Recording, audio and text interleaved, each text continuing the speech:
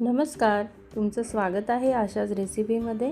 तर आज आपण बनवणार आहोत उपवासासाठी एकदम चविष्ट, कुरकुरीत आणि सोपा असा भगर आणि साबुदाण्याचा डोसा। हा डोसा बाहेरून छान क्रिस्पी आणि आतून मऊ होतो।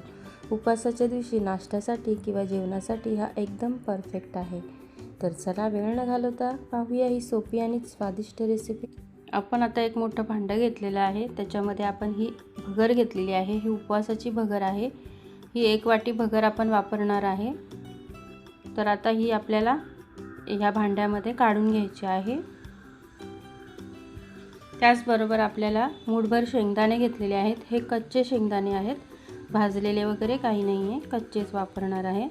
तर आता हे पण ह्या भगरमध्ये टाकलेले आहेत। आता हे मी धुवून घेणार आहे पाण्याने, म्हणजे काही कचरा वगैरे असेल तर तो सगळा निघून जाईल। आता हे धुतल्यानंतर आपण हे पाण्यामध्ये भिजत ठेवणार आहोत। तर हे 2 तासासाठी मी शेंगदाणे आणि भगर एकत्रच असं भिजत ठेवणार आहे।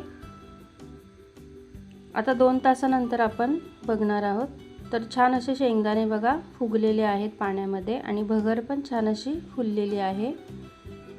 तर आता हे सगळं पाणी आपण वापरणार नाही आहे, आपण थोडं थोडंच हे घेऊन मिक्सरच्या भांड्यामध्ये आपल्याला हे काढून घ्यायचं आहे। जे भगर आणि शेंगदाणे आपण भिजत ठेवलेली, सगळं पाणी नाही वापरणार, नाही तर बॅटर आहे ते थोडं पातळ होऊन जाईल। जेवढं पाणी लागेल तेवढंच वापरा। आता हे सगळं मिश्रण आपण मिक्सरच्या भांड्यामध्ये काढून घेतलेलं आहे। आता ह्याच्यामध्ये आपल्याला थोडंसं तिखटासाठी मी 2 मिरच्या वापरणार आहे। हे ऑप्शनल आहे, तुम्हाला वापरायचे असतील तुम्ही वापरू शकता। आणि हे साबुदाणा आहे, अर्धी वाटी मी भिजत ठेवलेला, हा भिजवलेला साबुदाणा आहे। तर हा पण आपल्याला या मिश्रणामध्ये मिक्स करायचा आहे। भगर, साबुदाणा आणि मिरची, शेंगदाणे। आणि मी हे 3 चमचे घरातलंच घट्ट दही घेतलेलं आहे बघा। आणि आता हे मिक्सरला आपण ह्याचं बारीक पेस्ट बनवून घेऊया। तर या पद्धतीने मस्त मिक्सरला फिरवून घेतलेलं आहे आपण बघा, मस्त बॅटर तयार झालेलं आहे उपवासाच्या डोश्याचं। आता हे एका भांड्यामध्ये आपण काढून घेणार आहोत। आता हे 10 मिनिटांसाठी आपण असंच ठेवून देऊया पुन्हा एकदा झाकून।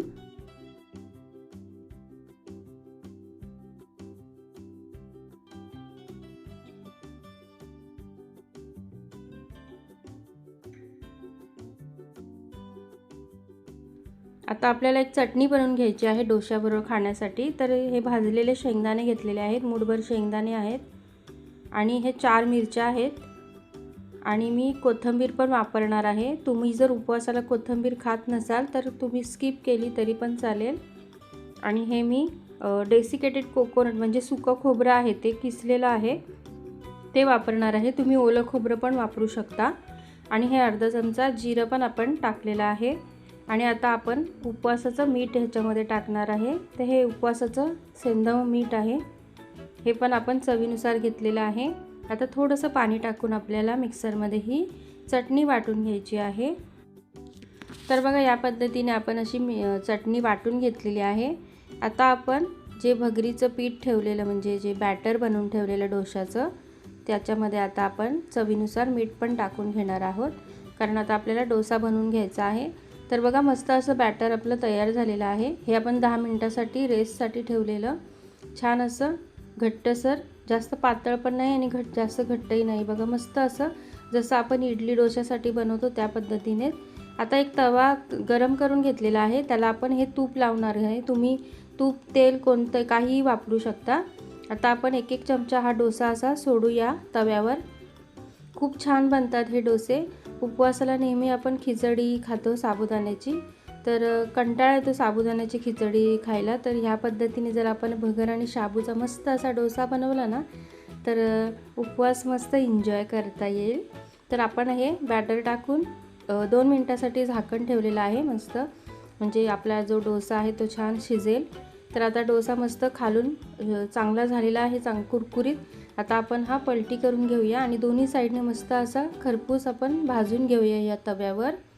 हा लोखंडी तवा आहे, या लोखंडी तव्यावर मी हा डोसा बनवत आहे। ते बघा रंग पण मस्त आलेला आहे. जसं आपण डाळ आणि तांदूळाचा डोसा बनवतो नॉर्मल डोसा, त्या पद्धतीने छान असा कलर आलेला आहे. वाटतच नाही आहे की हा साबुदाणा आणि भगरचा डोसा आहे. बघा किती छान झालेला आहे, एकदम क्रिस्पी बनतो हा डोसा. आता पुन्हा एकदा आपण एक डोसा बनवून घेऊया ह्याच पद्धतीने. आणि बघा जाळी पण छान पडते आहे. आपण ह्याच्यामध्ये दही वापरल्यामुळे मस्तपैकी ह्याला ना जाळी पडते. आपण ह्याच्यामध्ये अजिबात इनो किंवा सोडा नाही वापरला तरी पण सुंदर अशी जाळी पडत आहे. तर या पद्धतीने आपण डोसा हा मस्त असा खरपूस शिजवून घेऊया. झाकण ठेवूया बघा 2 मिनिटासाठी पुन्हा एकदा, आणि मस्त असा खरपूस डोसा तयार करून घेऊया. आता पलटी करूया छानपैकी. ह्या उपवासाला तुम्हाला साबुदाणा खिचडी खाण्याची गरज नाही आहे. मस्त असा गरमागरम हा डोसा खाल्ला ना तर छान असं पोट पण भरतं आणि मस्त छान दिवसभर आनंदही वाटतो मस्त. तर बघा आपण हा डोसा मस्त दोन्ही साईडने असा खरपूस करून घेऊया. खूप छान रंग आलेला आहे बघा, मस्त जसा आपला नॉर्मल डोसा सेम तसाच वाटतो आहे. तर आता हा मस्त अलटी करून घेऊया आणि हा पण डोसा आपला तयार झालेला आहे. आणि आपण जी डोस्याबरोबर खाण्यासाठी चटणी केलेली ती पण या डोश्याबरोबर आपण मस्त सर्व केलेली आहे. आणि तुम्ही दही पण खाऊ शकता या डोश्याबरोबर, दही पण छान लागेल. आणि मस्त शेंगदाण्याची आपण चटणी बनवलेली आहे. तर गरमागरम उपवासाचे डोसे तयार झालेले आहेत. तर बघा एकदम सॉफ्ट असा डोसा तयार झालेला आहे. दिवसभर असाच राहणार आहे, अजिबात कडक वगैरे होणार नाही आणि खायला पण सुंदर लागतो.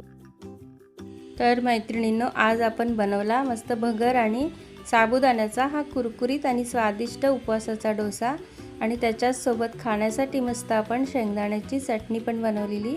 ही रेसिपी तुम्हाला आवडली असेल तर व्हिडिओला लाईक करा, तुमच्या मित्रमैत्रिणींना शेअर करा आणि अशाच रेसिपीला सबस्क्राईब करायला विसरू नका.